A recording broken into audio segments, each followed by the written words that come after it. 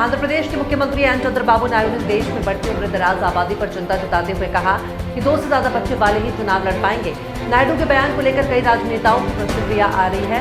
इसी कड़ी में मध्य प्रदेश सरकार में मंत्री कैलाश विजयवर्गीय ने कहा कि देश को बहुत बदलाव की जरूरत है और अगर चंद्रबाबू नायडू ऐसा कुछ करते हैं तो मेरा मानना है कि ये सुधार की दिशा में एक अच्छा कदम है। एन चंद्रबाबू नायडू ने कहा था कि आंध्र प्रदेश में लोगों की बढ़ती औसत उम्र चिंता का विषय बन रहा है, इसलिए हर परिवार को कम से कम 2 बच्चे या उससे ज्यादा बच्चे पैदा करना चाहिए। इसके साथ ही उन्होंने कहा कि आगे वही चुनाव लड़ पाएगा जिसके 2 या 2 से ज्यादा बच्चे होंगे। उसकी सरकार जल्दी ऐसा कानून लेकर आएगी। मुख्यमंत्री ने कहा कि उनके राज्य के कई जिले ऐसे हैं जहां गांवों में सिर्फ बुजुर्ग ही बचे हैं।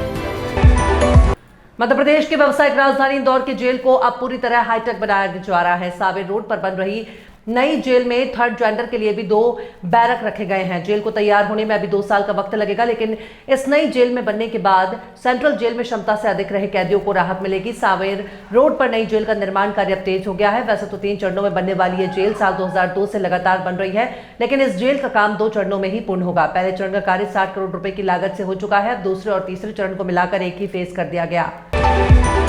मध्य प्रदेश में एक बार फिर धार्मिक स्थलों पर लाउड स्पीकर का मुद्दा उठा है। ये मंदिर मस्जिद पर स्पीकर के जरिए ध्वनि प्रदूषण को लेकर फिर से बहस छिड़ने लगी है। दरअसल साल 2023 में सीएम मोहन यादव की सरकार ने नॉइस पॉल्यूशन को कंट्रोल करने के लिए कुछ निर्देश जारी किए थे। उस समय भी राज्य में राजनीतिक हलचल तेज हो गई थी। अब फिर से आईएएस अधिकारी शैल बाला मार्टिन ने इस मामले पर फिर से लोगों का ध्यान केंद्रित किया है। उत्तराखंड भाजपा ने अपने सदस्यता अभियान में बड़ी सफलता हासिल की है, जिसमें पार्टी ने 20,17,397 नए सदस्य बनाकर शीर्ष 6 राज्यों में स्थान हासिल किया। इस अभियान के तहत पार्टी ने राज्य के सभी जिलों और वर्गों तक अपनी पहुंच को विस्तारित किया, जिससे उसे व्यापक समर्थन प्राप्त हुआ। प्रदेश भाजपा अध्यक्ष महेंद्र भट्ट ने इस उपलब्धि को संगठन पूर्व में प्राथमिक सदस्यता अभियान की बड़ी सफलता बताया और कार्यकर्ताओं को बधाई दी। उत्तर प्रदेश में उपचुनाव के लिए समाजवादी पार्टी और भारतीय राष्ट्रीय कांग्रेस के बीच कथित तौर पर दरार पड़ गई है। दावा है कि सपा से कांग्रेस 5 सीटें मांग रही है, वहीं सपा ने 7 सीटों पर प्रत्याशियों का ऐलान कर चुकी है। घटनाक्रम से वाकिफ सूत्रों का दावा है कि भारतीय राष्ट्रीय कांग्रेस यूपी में उपचुनाव नहीं लड़ेगी। कांग्रेस का कहना है कि वो यूपी में सभी 9 सीटें सपा के लिए छोड़ देगी। उत्तराखंड में इस साल पंचायत चुनाव नहीं होंगे। यही नहीं, पंचायतों का कार्यकाल भी नहीं बढ़ाया जाएगा। प्रदेश में त्रिस्तरीय पंचायत चुनावों को लेकर मुख्यमंत्री पुष्कर सिंह धामी ने 20 अक्टूबर तक एक रिपोर्ट मांगी थी, जिसे पंचायत निदेशालय द्वारा शासन को सौंप दिया गया। ये रिपोर्ट हरिद्वार को छोड़कर सभी जिलों में ग्राम क्षेत्र और जिला पंचायतों के परिसमन की जानकारी पर आधारित है।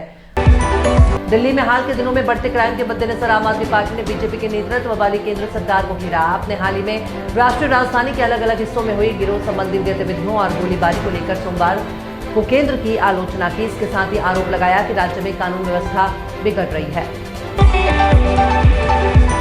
देश में त्योहारी सीजन चल रहा है और खाने पीने के सामान के बेतहाशा महंगे होने के चलते आम जनता असमंजस में है। फेस्टिव सीजन में घर और किचन का बजट कैसे बनाया जाए, जिससे धनतेरस, नरक चतुर्दशी और दीपावली जैसे पर्व पर खाने पीने से लेकर सजावटी सामानों की बढ़ती कीमत उन्हें परेशान न करे, यही बड़ा सवाल है। इस समय चाहे आप सब्जी लेने के लिए पास की लोकल मंडी में चले जाएं या ऑनलाइन सब्जियां मंगवाएं, आपको ज्यादा दाम ही देना पड़ेंगे। कपिल शर्मा इंडियन टेलीविजन के सबसे अमीर स्टार बन गए हैं।